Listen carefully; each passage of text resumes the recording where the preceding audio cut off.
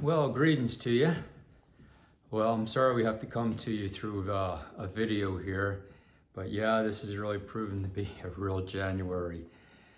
And rather than missing 2 weeks, figured I'd get a video out to you here on the YouTube channel and just kind of try to keep up with the theme that we're engaged in our class downstairs at 9 o'clock. Perhaps there's some others from church joining us that are not part of the adult study downstairs, and we are in the book of Philippians. We've been in there probably about 5 weeks now, and we're in verse 1, Philippians chapter 1, verse 1 in the book of Philippians. We got down to several verses, maybe verse 5 or so, but then there are some questions about the subject of slavery, and I thought it would be wise to go back and revisit this subject. However, I didn't know it was as complicated as it is. There's several things that kind of set me back personally with this particular subject. And I think one of the main things, I'll speak personally here, is living in the 21st century and being totally removed from any kind of slavery. Now we know there's definitely slavery within even the states, human trafficking and things of that sort, but it's not an exposed thing, and we are conditioned from 150, 170 years ago when the slave traders came from the African continent back to the States, and they sold slaves. And obviously Abraham Lincoln, thank God for him, with the 13th Amendment, abolished that. But that is the most familiar theme we have as Americans, I'll speak as Americans in the 21st century. We go back to that era, and that's our mindset. But yet we're so far removed, generations removed from literally seeing slaves on the streets and being owned by other people. We are far removed from seeing human beings owning other human beings, as I would own a horse, or we would own sheep or livestock, something living and breathing we own, but yet the ultimate creation of God is another human being owned by another human. And the other thing is first century. First century in Rome is where we're at. And slavery was a huge aspect of the society.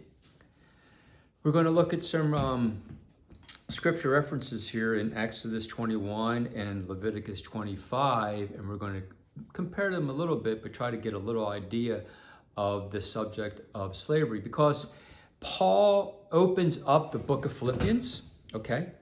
Now, what I'm going to try to do here, I'm really going to fight against this. I'm going to try to be technical in this particular study. Try to go through the technicalities of it. But as you know, that's not my gift. And I'll probably break out an application somewhere along their lines. I'll let you be the judge of that. And those of you in the class, okay, this is not the final say of this subject in our study. Hopefully next week we'll be able to get back together. Now, I saw on Sunday's forecast, not the Sunday now that we'll be canceling, but the following Sunday, the 2nd or 3rd of February, yeah. Right now, they're calling for 8 or 9 inches on that Sunday. But let's not be alarmed. That's like 8 days away, and it's only weathermen predicting this, so how much you want to put into that. Of all due respect to those in that occupation, I wouldn't want to be one. What I'm getting at is, I don't want to fall too far behind in this subject, and it's vital that we understand this, because, and I'll get back to Deuteronomy and Leviticus here in a second, but I think it's really vital that we understand the subject of slavery, because it has everything to do with us in Christ. And here's the thing, I've been struggling with this study, and actually last week on Sunday when it was canceled, I don't want to say that I was relieved, but I don't know if I was prepared enough. And I'm a little concerned I'm not prepared enough yet either on this particular little video, because it's a very complicated subject. But due to the fact that my mindset goes back 150 years ago, and that's what I know is slavery, due to the fact that I live in the 21st century, I'm not submerged in seeing people on the streets being owned by other people. It gives me an altered viewpoint of what Paul is trying to express. Because here's the deal. This is why we're on this subject. Because Paul opens up the book of Philippians with, I am Paul, and I am a bond servant to Jesus Christ. Now, that leads me to my other point. I'm not sure our modern English translations have really nailed this correctly.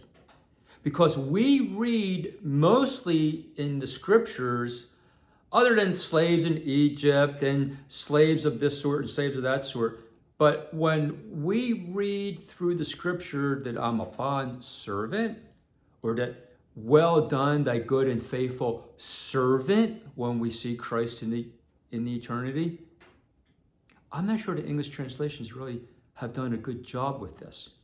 Because I would think majority of them is the word slave, ownership.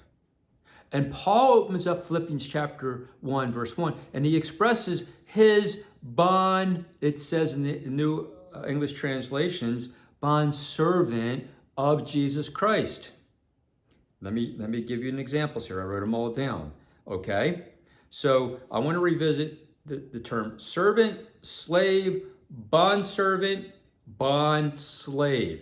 Because I believe Paul was not suggesting, but stating clearly he's a bond slave to Jesus Christ. Okay? And when we get into Leviticus 25, we're going to see about the slavery. We're going to look at Exodus 21. We're going to see what the slavery meant in that particular era and the commitment of the individual enslaved, and then the commitment of the master who owns that individual for a certain period of time, and then he needs to release him.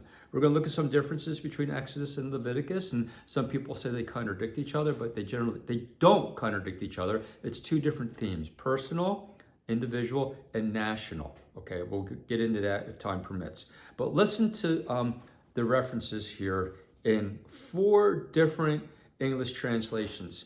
And even, our beloved King James, and I'm not saying that sarcastically at all, because we can go to the King James, and as Pat stresses, it's one of the closest versions of, the original Greek in the New Testament, or the original Hebrew in the Old Testament, okay? But even the King James actually does the worst translation on this particular word from what I have found and studied.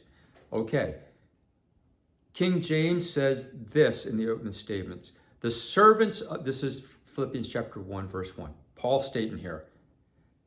The 1611 King James Version says, the servants of Jesus Christ. The New King James says, bond servants of Jesus Christ. The NIV, servants of Jesus Christ. The Amplified Bible, bond servants. I think perhaps they should all have stated slaves, and we'll see. Now, what does Webster define a slave as? A person bound to service without pay. A servant slave, okay, is what even Webster's is defining as this. Now, there is a clear identification of the slave that we will read about in Leviticus 25 regarding other nations and other people. When the Israelites would conquer other people, and in the first, before the first century, and further into that, after the first century, when a nation would conquer another nation, what would they do? They would take their goods and bring people back to their homeland to be slaves, okay? And in Leviticus 25, before we get there, I just mentioned this, God is going to clearly state that a Hebrew, that an Israelite, is not permitted to be a slave, okay? Now, it gets complicated. And like I said, this is a complicated subject. I'm trying to get some clarity on it. And what I was getting at, which I forgot to continue my thought, when we were canceled last week for service, I was a little relieved. And what I did, I sat at my desk for 2 hours and I redid all my notes for this particular subject that we're on today. And I'm trying to, and I have gotten more clarity on it, but it's complicated. And I think, like I said, the complications are because we're not living amongst slaves, and we don't know people who own other people. And the English translations I think, don't really do a real good job in clarifying what this is all about, translating it. If you disagree, let me know. That's just fine. We're all learning here together, okay? There is a phrase that's called chattel, chattel, okay? And what that references to is a slave from another country, okay? In Leviticus 25, we're going to see that the Hebrew people, the Israelite people, were permitted to make other people from other nations to be like the slave, like we saw in American history, that kind of slavery. They own them, their property, they can get willed to their children as an inheritance. It's like that horse, okay? And that's what was permitted with foreigners, but was never permitted of Israelite people. Okay, so the two texts, Exodus 25 and Leviticus 21 of Exodus, and chapter 25 of Leviticus, okay? And if we have time, which I doubt, we'll get into Deuteronomy chapter 15, and that is a beautiful explanation of slavery, and then what happens with the bond slave as he's released, and what the master is to provide for him to get up and going again. Okay, Exodus 21. Let me read this text here, and we'll get into this. If you buy a Hebrew slave, or these are the laws you are to set before them. Verse 2. If you buy a Hebrew slave, he is to serve you for 6 years, but in the 7th year he shall go free, without paying anything. If he comes alone, he is to go free alone. But if he has a wife when he comes, she is to go with him.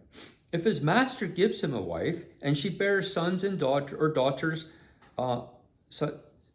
and she bears him sons or daughters, the women and her children shall belong to her master, and only the man shall go free. But if the servant declares, I love my master and my wife and children, and do not want to go free, then his master must take him before the judges. He shall take him to the doorpost, and he will pierce his ear with an awl. Then he will be his servants for life. When Paul was expressing to those at Philippi that him and Timothy were bond slaves of Jesus Christ, I believe what he was referencing to, first of all, that he's a slave. And slavery, like I said, I believe made up about 1/3 of the population in the Roman Empire in that general area, okay? A lot of people. Everywhere there were slaves, and a lot of them were treated harshly, and it goes totally against human nature and human intuition to be owned by somebody else. We are created with a freedom and we of expression and of creating other things as well. We're made in God's image, right? So there's things that we have within the human spirit that craves. And I would think one of the vitalest things would be freedom. So as those in Rome would look around and see others enslaved to their masters, and some treated, fondly and correctly, others mistreated, like it would be a mule.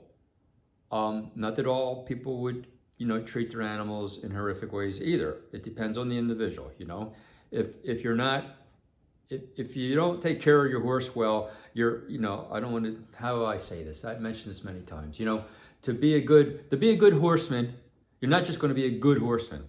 You're going to be a good husband. You're going to be a good father. You're going to be a good husband. You're going to be accountable. Life does not, you can't just interject yourself differently and be a chameleon differently in different subjects of your world.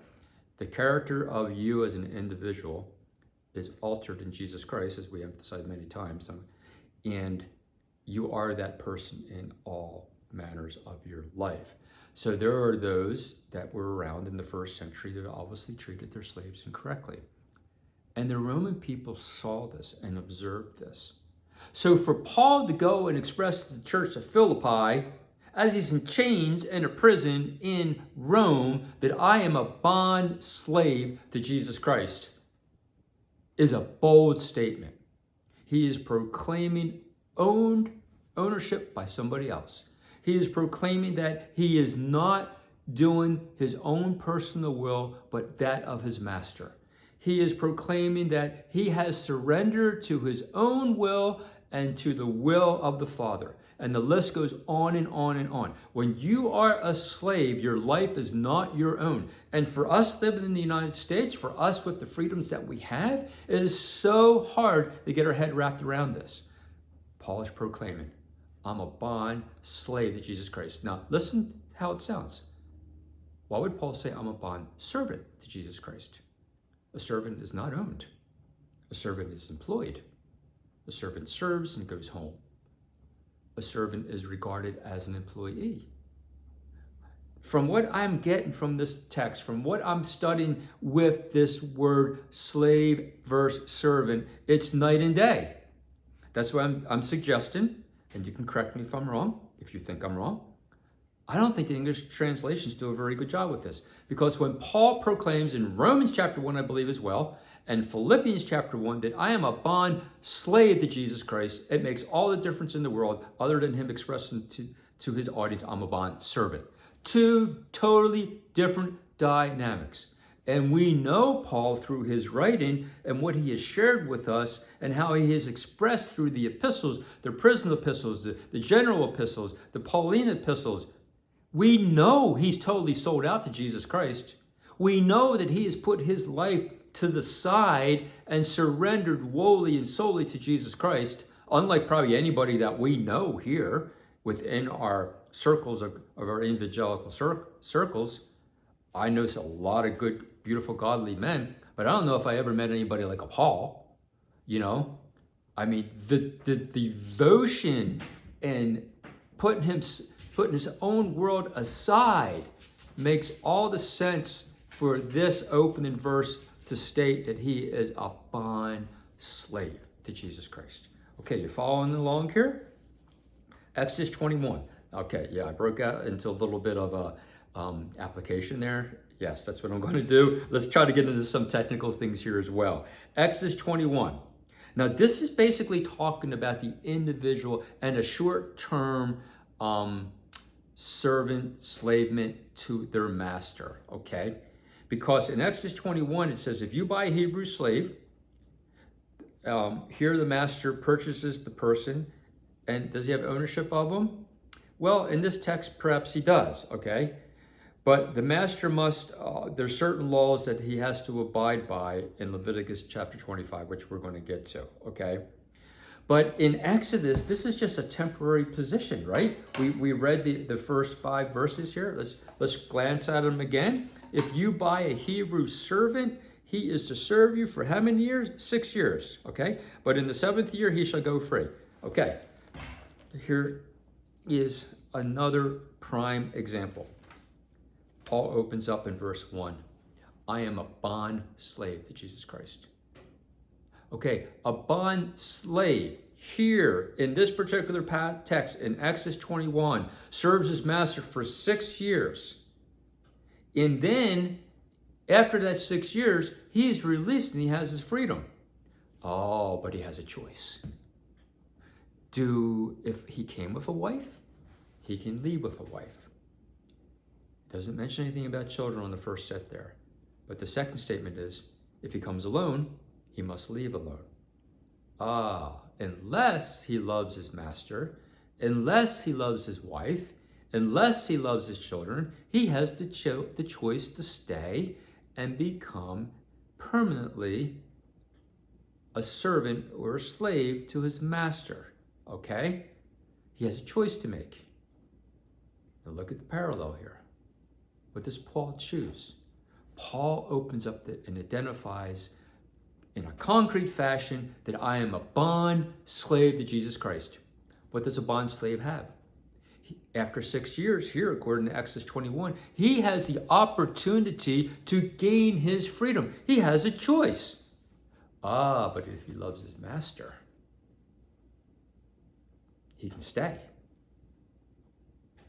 And then the ultimate public example, okay, the contractual agreement, which is displayed and done in a public fashion, the bond servant who comes back to his master and says, I know my freedom is tomorrow, but I love you, my master, and my wife and my children are here. Let's make an agreement. And he expresses to the master he wants to stay there for life. The master takes him to a doorpost, his own home. I couldn't figure out, the identity of what doorpost this is. Maybe the master's doorpost, the door frame. And he puts his ear against the doorpost, and the master puts an awl through it, pierces his ear, and signifies and basically brands him that he is his for the rest of his life, and he will serve this master. Some commentaries suggest this might not be a romantic thing, but more of a legal thing, as far as when the text says he loves his master and he loves his wife and children. Hopefully he would love his wife and his children, and he would want to stay with them regardless, okay? But there's a choice. And this is the primary thing that I'm trying to get across with this little lesson. Paul had a choice. And his choice was to deny himself. What's he say? Verse 21 of chapter 1. For me to live is Christ, and to die is gain. Okay? That's a big theme of this book. When we finally get into Philippians, we get into the nuts and bolts of this beautiful book. Paul's expressing, Lord, take my life. I am yours. I will be a servant for eternity. Take me. The bondservant had a choice, and Paul is expressing that I am that bondservant, and this is the choice that I'm going to make. Okay? Now, as we continue on here in our notes, and again, I'll emphasize, hopefully we're at church next Sunday. Don't tell Pat it's going to snow, okay? Don't tell him, okay? Because he'll get all excited. Okay, verse 4, if the master gives him a wife, we already talked about this. If the master gives him a wife, why he's a servant, he can't take her with him, okay? But if he has a wife, when he comes, he can take her, okay? So as I mentioned, now this is his choice to become a free man or remain under the servitude of his master, the individual contractual agreement, as we shared. He takes him to the doorpost, puts an awl through his ear, and that is a public announcement as well, because he took him before the judges. Some commentaries say he takes him before God, but I think it would be more realistic. He would take him before the judges of that place, and it would be a public display, and there would be witnesses, and we know witnesses are a huge thing in biblical actions and biblical contracts, okay? The marriage, there's a contractual agreement there, there's witnesses there, okay? Witnesses and contracts go hand in hand, okay? Now, let's get into Leviticus chapter 25, and we're doing good here with time, because I do not want this to be an hour long. Now, our Sunday school class, it is an hour long. Well, 45, 50 minutes anyhow. But we have interaction with that, which takes up time. So I'm not talking all the time. So I don't want to be too long-winded here. But I want to get my point across here. This has been a fascinating study. It has been a tough study, and I know I emphasized that before, but it's generally not profitable if it's not tough, If you really don't have to get in and study and dig things out and reference things, I don't know how much you're really learning. I learned a lot here, but man, I got so much more to learn, because there's still some questions I have about this whole slavery thing. So I'm trying to express it the best I can here. Leviticus 25. Let me read verses 35 through 46. And I hope you have your Bibles along and you're following along with me, okay? Chapter 25, verses 35 through 46. My Bible basically opens up to this page, okay? Leviticus, it says this. If one of your countrymen becomes poor and is unable to support himself among you, listen to that carefully, okay? This is about the individual who's indebted. Help him as you would an alien or temporary resident so he can continue to live among you. Now pay attention to this text because it's very, very detailed and it expresses the interest of the one who finds himself in a really financially difficult place, okay? This would not be a bad situation for today. Verse 36, do not take interest, this is financial now, do not take interest of any kind from him, but fear your God, so that your countrymen may continue to live among you. The text is about helping your countryman to continue to keep himself established, okay? And to have some pride engaged in it. And it goes on to the, now this is the one, all right, let me just express this. This text is talking about an individual, I believe, who has lent another individual money. This guy has the income, or this guy has the means, this guy has the financial security, and this guy here is finding himself in hard times. So he goes to this guy and he borrows some money. I believe the text is talking about that. And now it talks about this guy who borrowed the money still is finding himself in hard times, okay? I should have mentioned that. That's the context of this text. Verse 35, you must not lend him money at interest or sell him food at a profit. Okay, this is the underdog, right? Why? Verse 38 says, I am the Lord your God who brought you out of Egypt to give you the land of Canaan to be your God. Okay? He's reminding the people, the Israelite people, that they were once slaves to Egypt. Okay? Verse 39, if one of your countrymen becomes poor among you and sells himself to you voluntarily now, okay, sells himself to you, do not make him work as a slave, okay? So this is going to be a different angle than Deuteronomy, okay?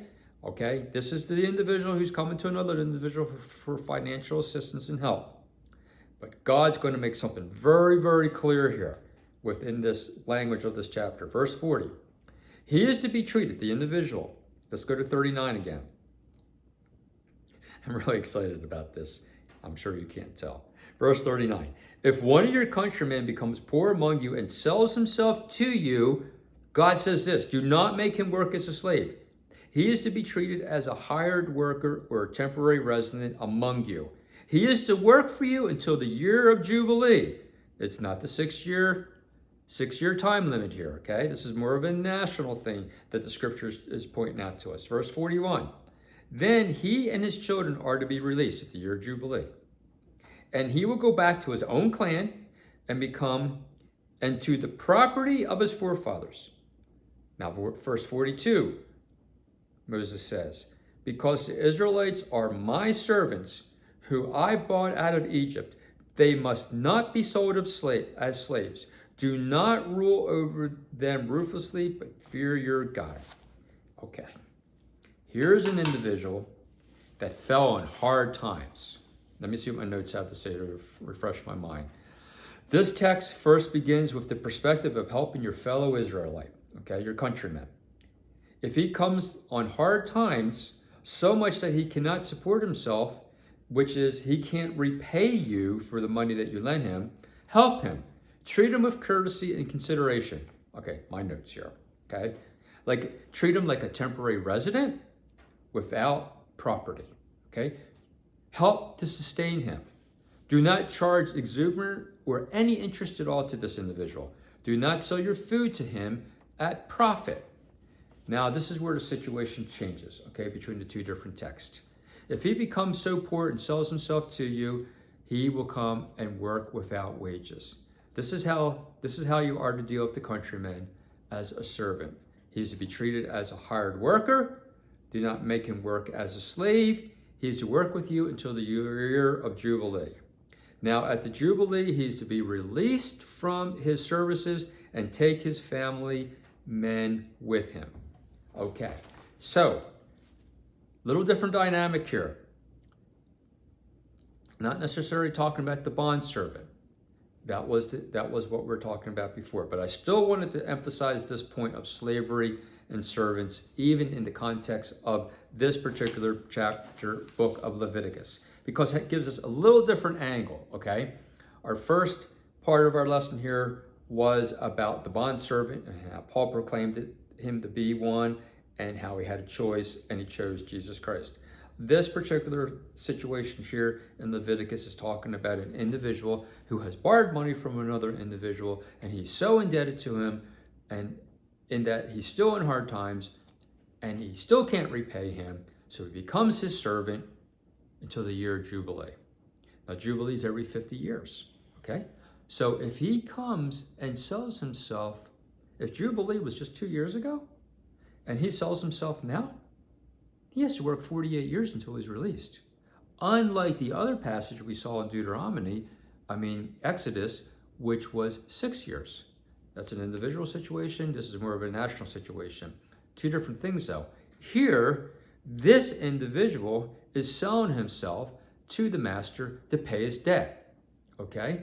Now, if the year of Jubilee was 48 years ago, and he just became a slave or a servant here, 2 years, or it might be the full 6 years as we read in Exodus, okay? But regardless, it's a lot shorter than 48 years, because if the year of Jubilee just took place 2 years ago, guess what? The guy's career and his world, it's going to be right there on that farm or wherever he's serving his master.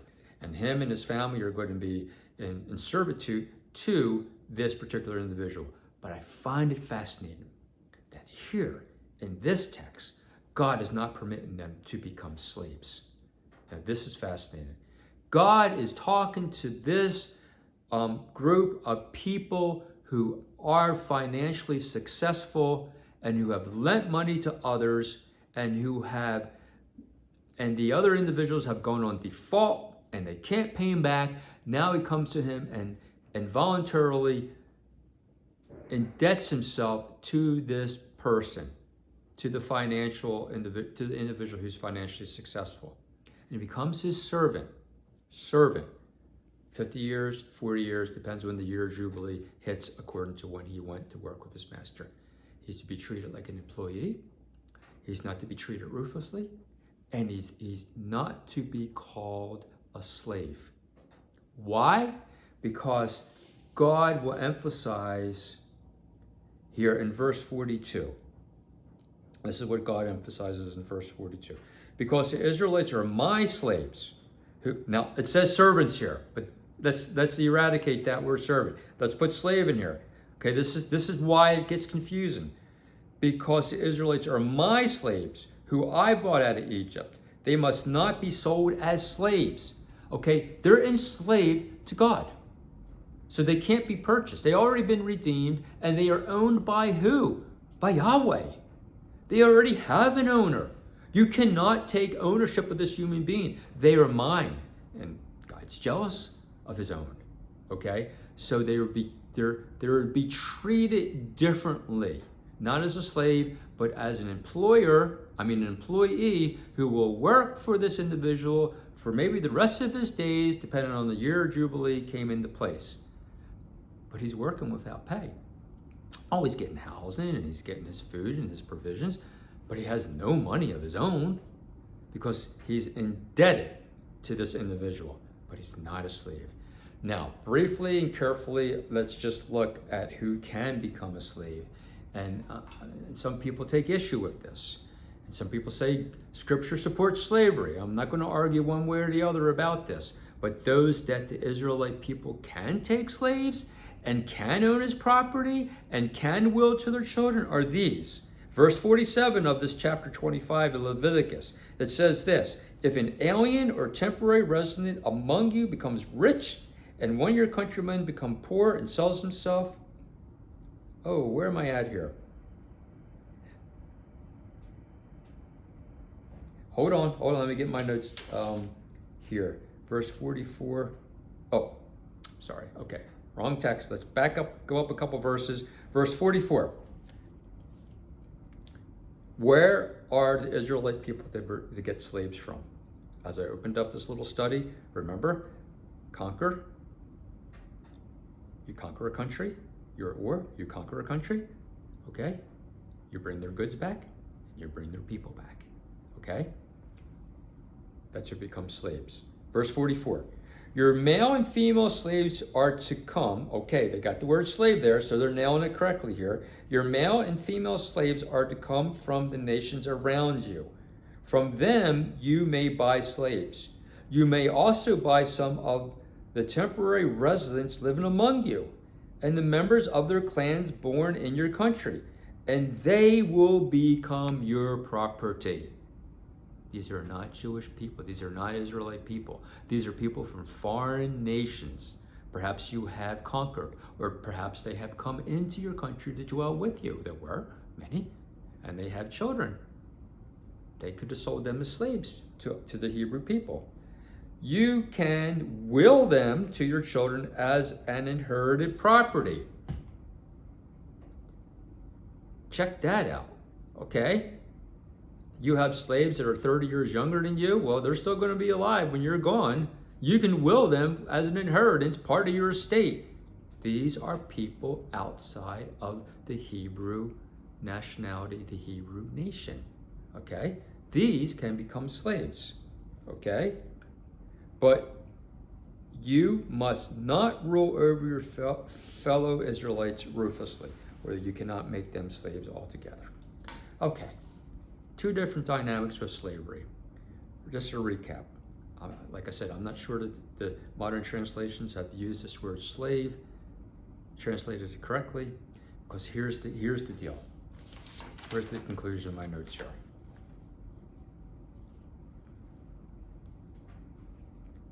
In Deuteronomy 15, I won't get to this, but it talks about the bondservant and what the master is required to give to him when he chooses to have his freedom. It's just incredible.